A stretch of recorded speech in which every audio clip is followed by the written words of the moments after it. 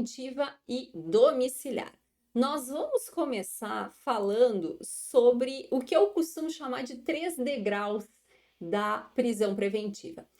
Para que a gente faça a imposição de uma prisão preventiva, para que o juiz decrete essa prisão preventiva, ele vai ter que analisar 3 blocos de situações. E é isso que eu estou chamando de 3 degraus para que seja possível aplicar a prisão preventiva. O primeiro desses degraus é verificar se existem os pressupostos da prisão preventiva, que aí são 2. O primeiro é a existência de indícios suficientes de autoria e materialidade, que é o que a gente chama de fumus comissi delicti, ou seja, a fumaça do cometimento de um delito. E aí, notem, né? A gente precisa de indícios de autoria, ou seja, que aquela pessoa teria cometido um crime, e também materialidade, que são provas em relação ao fato criminoso em si. O segundo pressuposto é em relação ao perigo decorrente da manutenção da liberdade daquele sujeito, que é o que a gente chama de periculum libertatis. Ou seja, tem que ficar caracterizado que se eu deixar aquele indivíduo em liberdade, eu tenho um risco. Se não existir esse risco, não tem como decretar uma prisão preventiva. Por quê? Porque já falta um elemento essencial do primeiro degrau. Esse primeiro degrau ele é cumulativo, ou seja, eu preciso dos 2 elementos. Se eu não tiver um dos 2, eu não posso ir para a análise do segundo degrau. O que eu estou chamando como segundo degrau são os fundamentos, é aquilo que de fato é a motivação pela qual o juiz decreta a prisão preventiva. E essa motivação tem 4 opções. E aí eu não preciso cumular as 4, eu preciso simplesmente da caracterização de uma delas. A primeira delas e mais genérica é a garantia da ordem pública. Então aqui a gente impõe essa prisão pensando que a ordem pública seria prejudicada. E aqui não é simplesmente porque gerou repercussão social, é porque de fato precisa daquela prisão. A segunda hipótese é a garantia da ordem econômica. E aí a gente pode pensar em alguém que está dando golpes financeiros e eu preciso da prisão preventiva justamente para garantir que não haja outros e maiores prejuízos econômicos.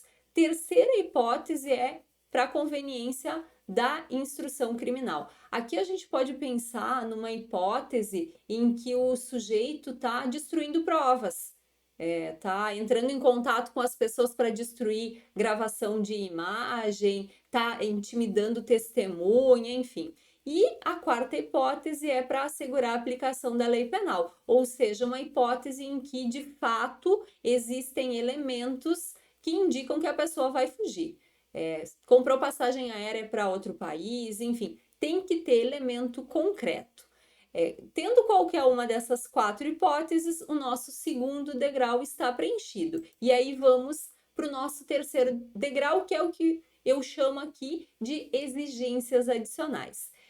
Primeira hipótese, a gente está diante de um crime que a pena máxima dele ultrapassa 4 anos. Lembrando, lá na parte de direito penal, a gente vê no artigo 44 do Código Penal que é possível condenações até 4 anos serem substituídas. Ou seja, ao invés de eu cumprir pena privativa de liberdade, eu vou cumprir restritiva de direitos. E aí, note, eu não vou ser presa. Então, se eu tiver um crime com pena máxima até 4 anos, o legislador está dizendo que não cabe prisão preventiva, mesmo que a gente tenha as outras 2 hipóteses preenchidas.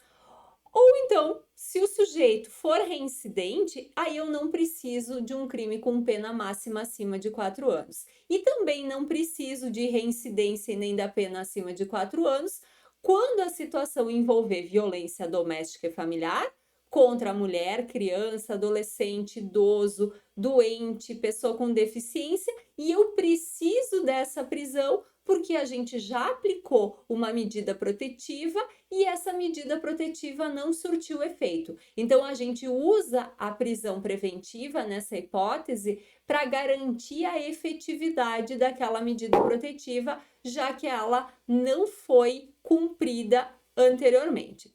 Tendo esses 3 degraus preenchidos, então, de fato, eu posso ter uma prisão preventiva aplicada. Lembro aqui que a prisão preventiva ela depende de fatos contemporâneos.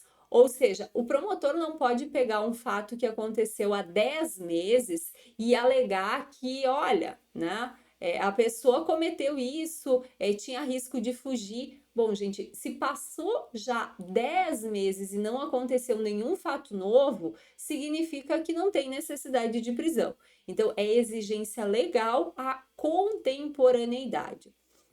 Segunda coisa, a fundamentação dessa ordem de prisão tem que ser concreta. Eu não posso alegar que a comarca está tendo muito problema com um crime doloso contra a vida, com tráfico de drogas, que tem um surto de crimes no local. Não, tem que ser concretamente. Por que que eu tenho que prender o Joãozinho? Por que que eu tenho que prender o Tício, o Mévio? Então, eu vou ter que fundamentar concretamente. Também lembro que a cada 90 dias a necessidade da prisão preventiva ela tem que ser revisada. O artigo 316, parágrafo único, ele diz que não tendo essa revisão, a prisão é ilegal. Só que isso o STJ entende que não é uma regra absoluta. Por quê? Porque pela demanda judicial se relativiza isso e aí cabe à defesa fazer o pedido para revisão. Então, não implicaria em automática soltura por ilegalidade da prisão. Mas tem a determinação legal que é bem expressa, é bem taxativa. E o último lembrete aqui é em relação à revogação, que pode ser de ofício. Então, a decretação da prisão preventiva, ela sempre vai depender de pedido, né? Seja da autoridade policial, se for lá na fase de inquérito, seja do promotor, do assistente de acusação, enfim, mas o juiz não pode decretar de ofício. Agora, a revisão e até a substituição por outras cautelares, isso pode ser sim de ofício. Depois eu coloco aqui alguns aspectos sobre a prisão domiciliar. Eu posso ter então essa prisão preventiva convertida numa prisão domiciliar. Quando? Quando o sujeito tiver mais de 80 anos, e aqui cuidado, é 80, não é 70 como é lá na prescrição, tá? Também posso converter a preventiva em domiciliar quando o sujeito estiver extremamente debilitado por doença grave, quando a pessoa for imprescindível aos cuidados de menor de 6 anos ou pessoa com deficiência, quando a pessoa for mãe de criança, for o único responsável por uma criança ou for uma gestante. Isso são possibilidades, não é obrigação. Mas a gente tem um outro artigo, tá um na sequência do outro, que aí é direito, ou seja, o juiz deve conceder prisão domiciliar quando a presa preventiva for gestante, mãe de criança ou mãe de pessoa com deficiência. Ou quando, aliás, e quando o crime não for com violência e grave ameaça e não for contra o próprio filho. E aqui note, não se exige que essa mãe seja imprescindível aos cuidados dessa criança. Só se exige esses 3 requisitos. E aí, volto a repetir, é direito da presa preventiva, não é uma possibilidade como o artigo anterior que nós vimos no slide anterior. Com isso, a gente encerra essa aula sobre prisão preventiva. Eu espero que você tenha aproveitado e até mais!